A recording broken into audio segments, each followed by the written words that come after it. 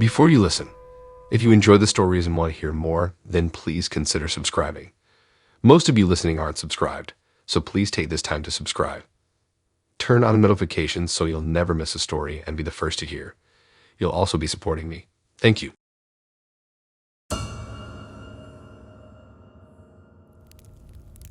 I don't think I'll ever forget the unsettling road trip we took last month. It was meant to be a fun family trip to celebrate my Aunt Jean's 50th birthday a few states away, but it quickly turned into 2 days of pure terror that still give me chills when I remember it. We left early Saturday morning in my dad's SUV, trying to make good time so we'd arrive by Sunday afternoon. There were 5 of us crammed in, my parents up front, my little sister and I in the middle row, and our old mutt Sam in the back. The first day of driving was pretty routine. We took turns napping, switching drivers, and listening to music. We stopped for lunch at a diner and to let Sam stretch his legs. Then we pushed on, crossing state lines and stopping overnight at a roadside motel. The next morning, we set off bright and early to complete the last leg of the trip. At first, everything seemed perfectly normal as we cruised down the interstate. My sister and I played games in our tablets and gazed out at the passing scenery. After a couple hours, I started to notice a black van behind us. It was a few car lengths back, but I could tell it had been there for a while. I figured it was just heading the same way and didn't think much of it. But soon I realized no matter how much my dad changed speeds, the van stayed right there, never getting closer but never dropping back either. I watched it closely in the side mirror as an uneasy feeling started gnawing at me. Who'd just follow someone like that for miles? I pointed it out to my parents, but they brushed it off saying highways have limited routes, so it was probably a coincidence. But I knew deep down something wasn't right. We stopped for gas, and I held my breath watching the van, convinced it would just keep going past us. Nope. It took the very next exit just like us. Okay, now my unease was turning to outright dread. This was no coincidence. Once we were fueled up and back on the road, sure enough, a few minutes later the van reappeared. Now my parents couldn't deny it was definitely following us. My dad's knuckles were white on the steering wheel, while my mom compulsively checked the door locks. I wanted to tell my dad to floor it and try to lose the creep, but he said he didn't want to risk anything dangerous with other cars around us. After about an hour, we came up on one of those big rest stop plaza things, with gas stations, restaurants, and shops. My dad pulled off suddenly without signaling into the crowded parking lot. We waited there for a good 15 minutes, but the black van never appeared. We all breathed a sigh of relief. Maybe the weirdo got bored and took off. The rest of the drive to Aunt Jean's was uneventful. She was so excited to see us when we surprised her. It was nice to forget about being tailed by focusing on Jean's party. But in the back of my mind, that sinister van still lurked. Monday morning, we began the long drive home. Everything went smoothly until we crossed the state line back into our home state. My heart sank as I glanced in the side mirror. There was a black van again. My dad had the gas to lose it, but it kept pace, its windows too heavily tinted to see the driver. We drove like that for 45 agonizing minutes before taking a sudden exit. The van zoomed past, unable to follow. After a few miles, my dad got back on the highway, and we made it home without seeing the stalker again. But that night, as I lay in bed, the sinister van crept back into my mind. Had we really seen the last of it, I couldn't shake the feeling we were being watched, targeted. Around 2 a.m., something drew me to the window. I peered out across our dark, quiet street, and there it was. Parked under a broken street lamp, the black van sat idling, just watching our house. I stood there paralyzed, my imagination running wild with terror. Who was in that car and what did they want? Just then, the passenger door slowly opened. A tall silhouette emerged holding something in their hands. There was a flash, a camera. They took a photo of our house before getting back into the van and speeding off. I barely slept that night. Should I tell my parents? Call the police? But what proof did I have? Maybe they would think I was seeing things. But one thing I know is real, the ominous dread that we are being targeted. That road trip was the perfect chance for someone to follow us far from home and gather information. But why? What twisted endgame are they playing? I guess I'll never know, and that terrifies me the most. Now I constantly check the mirrors and scan the cars around me whenever I'm out. I could swear I've spotted that van a couple times in town. My parents try to assure me it was random, but I can tell they seem shaken too. One thing's for sure. I don't know if I can ever comfortably go on a road trip again without wondering if that creepy black van is coming up behind me.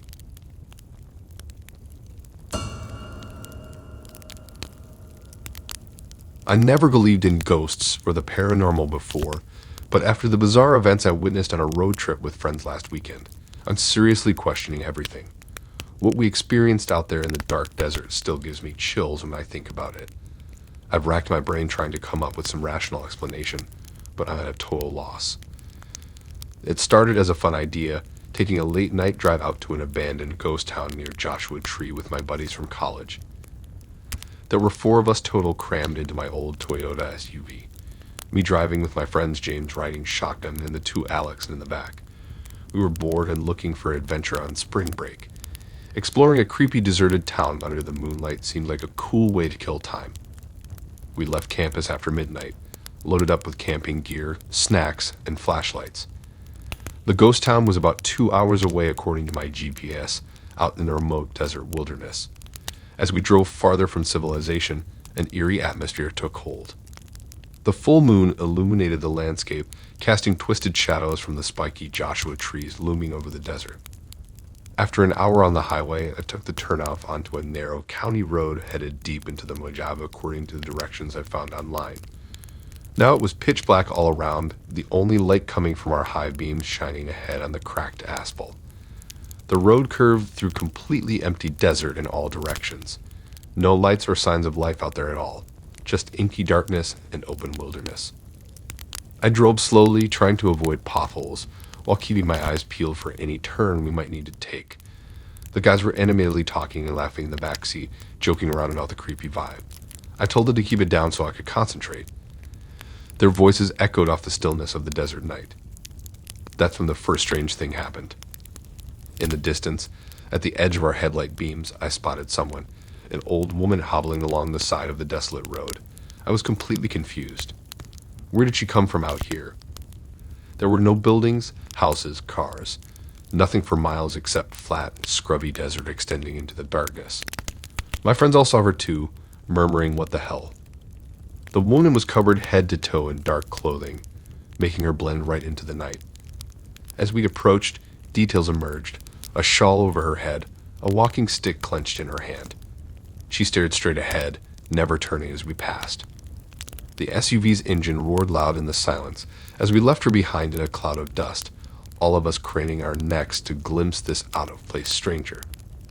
Before we could speculate much, the old lady disappeared from view, swallowed up by the night. Definitely peculiar, but nothing supernaturally weird yet. We figured she must live someplace off this road we hadn't passed. Who else would be out here at this hour? We drove on into the moonlit night, a hint of nerves creeping up. I kept peering down the narrow beam of the headlights, half expecting to spot the lady again. The deserted landscape took on an ominous feel now that we knew someone was out there in the darkness with us. Then about 10 minutes later, I caught a glimpse of movement on the right. I looked over and went cold. It was her again. The same old woman limping slowly along the other side of the road now, facing away. Okay, this was really freaking bizarre. How did she get way ahead of us out here? Where did she even come from? My friend shifted nervously, as confused as I was. I sped up to put some distance between us and the weird phantom lady. But rounding a bend, my headlights illuminated her again, just standing there, not even walking now. No way could this frail senior citizen have hiked through the desert so fast to loop around us. I drove towards her slowly, examining the lonely figure. As we approached, she suddenly vanished into thin air. Like someone flipping a light switch, she was just gone. Now we were all breathing fast, totally freaked out. There was nowhere she could have gone, just empty desert extending endlessly beyond the narrow road. In tense silence, I pushed forward, hyperalert. No one wanted to say out loud what we were all thinking. This was some kind of ghost or spirit playing tricks on us. The lonely road curved on through the bleak landscape, and then Rebecca screamed. The old lady was right there in the middle of the road. I slammed the brakes, swerving violently to avoid the apparition as we skidded past. She dissolved into the night. We sat parked in the road, shaking and bombarding each other with terrified questions. What the hell did we just see? Some phantom haunting this area. As the reality sank in that we narrowly avoided colliding with something supernatural, All desire to reach the ghost town vanished. I whipped the car around and floored it back towards the highway, the empty desert flying past in a blur. The hours after, I struggled in vain to make sense of the bizarre incident. Had we somehow hallucinated the whole thing? But the old lady had been crystal clear, and we had no history of visions or psychedelics. Some kind of mirage. But she'd been vividly real and close. No rational explanation I could think of fit. My friends and I never talked much again about that strange night. I think we all just wanted to forget the unsettling events that defied logic. But ever since, whenever I see a lonely old lady, my blood goes cold. And I know I'll never drive down an empty road at night again without wondering if something inhuman lurks out there in the dark, unseen but watching.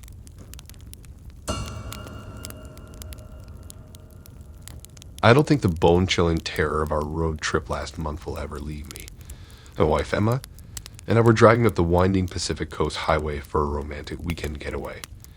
Just 2 days of rest and relaxation together, or so we naively thought.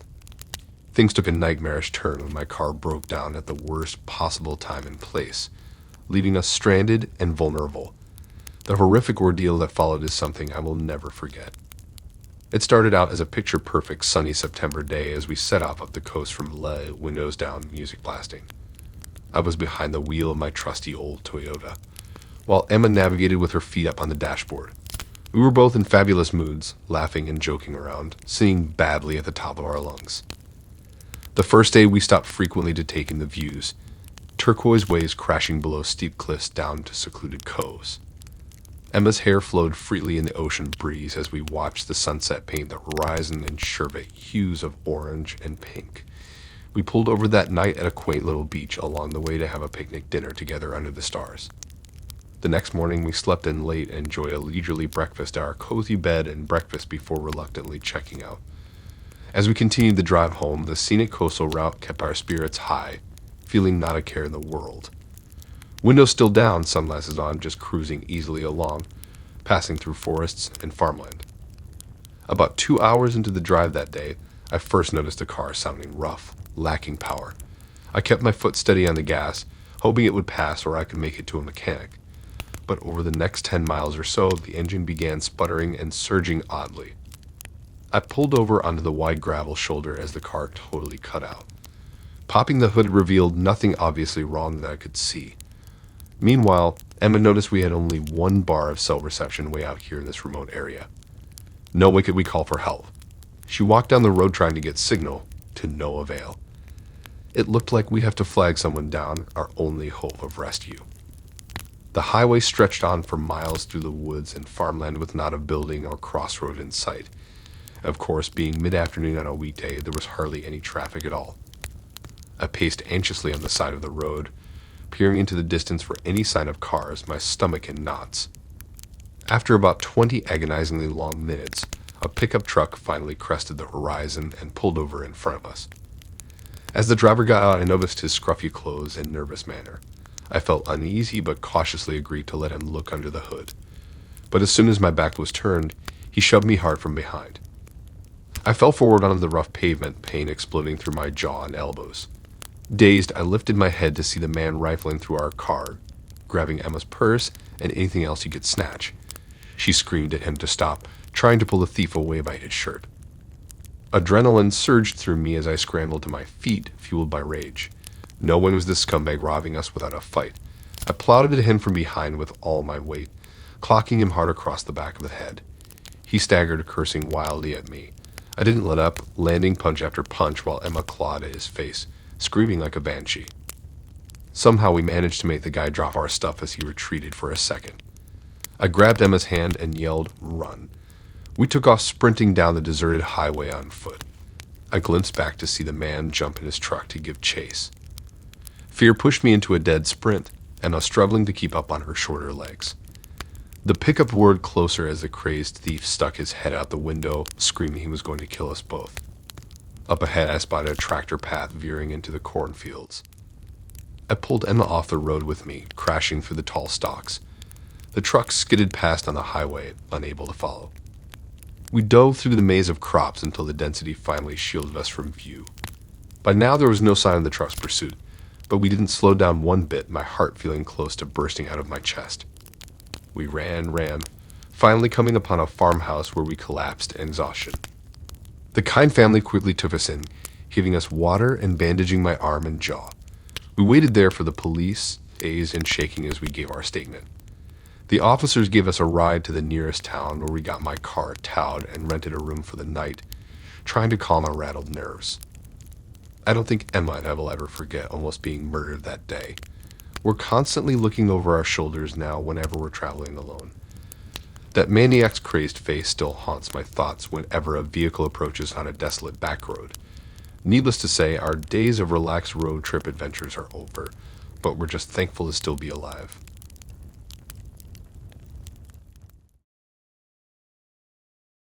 Thanks for listening in.